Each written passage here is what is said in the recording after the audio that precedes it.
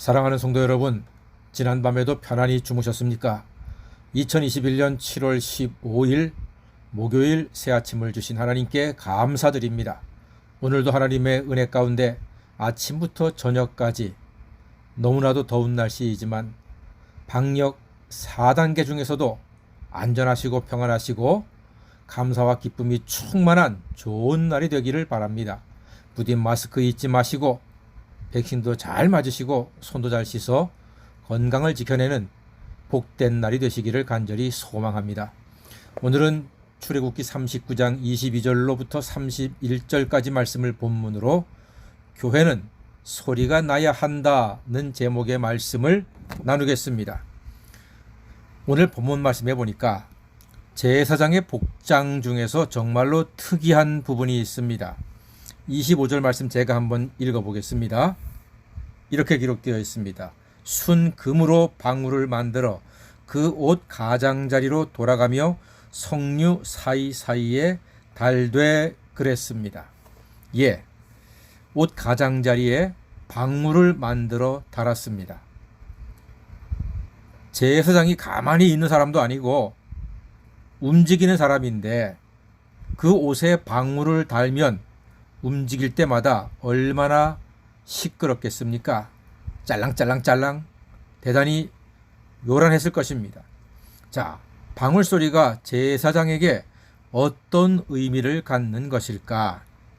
여기에는 중요한 하나님의 뜻이 있습니다.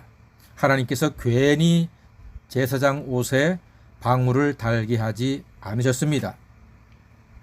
대제사장은 1년에 한 번 대속죄일에 지성소에 들어가서 예배를 집례합니다. 그 대속죄일 1년에 딱 한 번 있습니다. 대제사장만 그 지성소에 들어갈 수 있습니다.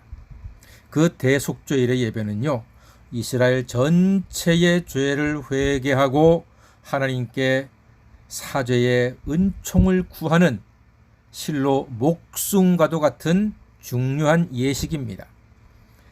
그 대제사장이 지성소 안에서 속죄의 예배를 드리느라 분주하게 움직이면 계속해서 그 옷에 달려있는 방울 소리가 짤랑짤랑짤랑짤랑 들리지 않겠습니까? 그러면 그 소리가 들리는 동안에는 밖에서 아하, 하나님께서 지금 우리 대제사장님의 예배를 그 제사를 받아주시는구나, 우리의 죄를 용서해 주시는구나, 아 감사하다, 아 고맙다, 아 기쁘다, 이렇게 되는 것입니다.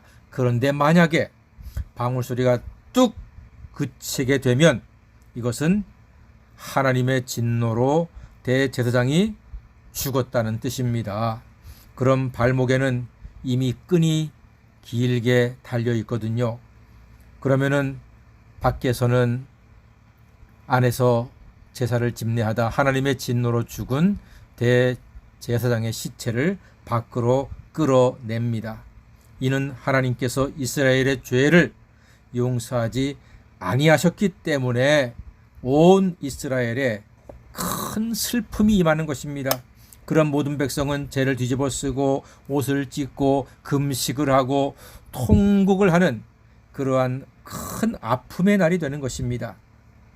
그러니까 이 시끄러운 방울 소리가 계속 들리는 것이 이게 은혜입니다. 이게 생명이고 이게 기쁨이요 감사가 되는 것입니다. 자, 이것이 오늘날 우리에게 주는 의미가 무엇일까? 여러분, 저는 이 말씀을 묵상하면서 그런 생각이 들었습니다. 우리가 주일날 지금이야 코로나 때문에 예배를 제대로 드리지 못하고 있습니다만 이제 평상시로 얘기하겠습니다. 예배 시간에 잠옷실에서 아이들의 시끄러운 소리가 들리지요. 때로는 엄마 찾아서 본당 문을 활짝 열고 막 들어와서 엄마 엄마 하고 이야기하는 애기들도 있습니다. 시끄럽잖아요, 예배 드리는데. 그럼 어떤 분들은 속으로 뭐라고 합니까? 무슨 부모가 애를 저렇게 키워? 예배를 방해하잖아. 애를 잡아야지. 붙잡아서 저렇게 못 들어오게 하고 교회에서는 조용히 시켜야지. 이렇게 말씀하시고 속으로 생각하시는 분도 계십니다. 그러나 여러분, 저는 그렇게 생각하지 않습니다. 그런 아이가 있을수록 저렇게 건강히 잘 커서 귀한 사람이 되어라. 우리 교회에 시끄럽게 소리내어 울고 뛰어다니고 웃는 아이들이 있어서 감사합니다. 이렇게 마음속으로 하나님께 감사하는 게 맞습니다. 애들 소리 시끄러워서 정신머리 없다고 불평하는 사람들은요, 절간으로 가셔야 됩니다.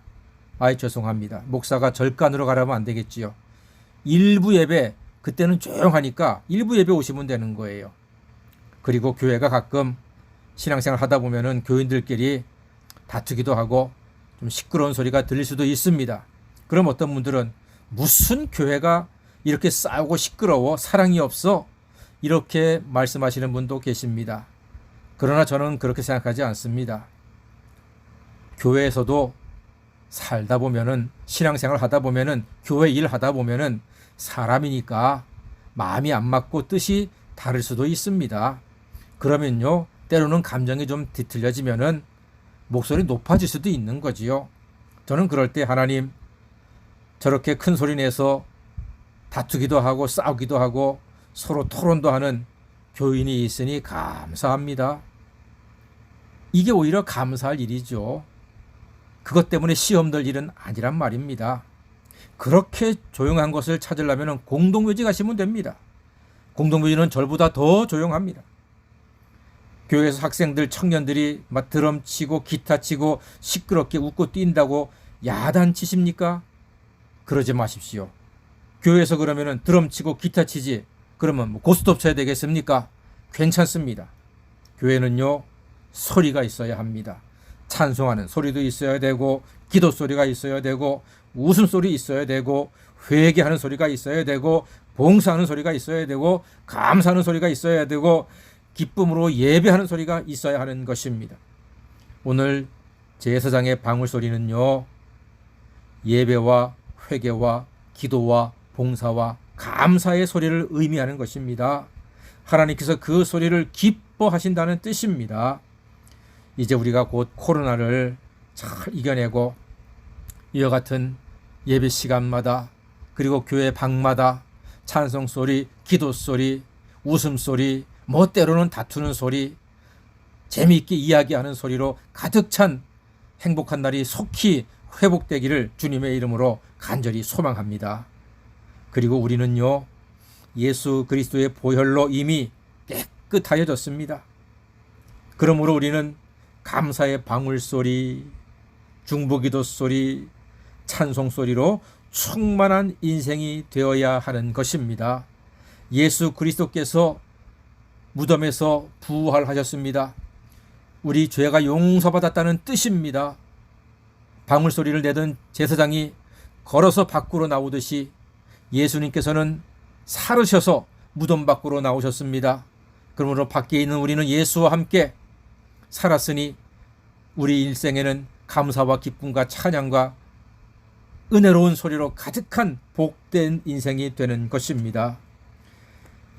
제사장에게는요, 순금패로 여호와께 성결이라고 하는 글자를 써서 그 몸에 달고 다녔습니다. 여호와께 성결입니다. 사랑하는 여러분, 우리는 예수님의 십자가 보혈의 공로로 이미 깨끗하여졌으니, 즉 성결하여졌으니, 거룩하여졌으니 마음껏 예수님의 보혈 의지해서, 예수님의 부활의 능력을 의지해서 찬양하고 감사하고 기도하고 아름답게 충성 봉사하고 교제하는 그런 복된 성도의 삶이 곧 우리 가운데 넘쳐나게 될 줄로 믿습니다. 코로나를 이기게 하실 주님께 감사합니다. 그러므로 또한 우리에게는 오늘 제사장처럼 방울소리 대신에 찬송소리, 기도소리, 회개하는 소리, 예배하는 소리, 교제하는 소리로 가득한 날이 속히 회복되기를 주님의 이름으로 간절히 축원합니다. 아멘.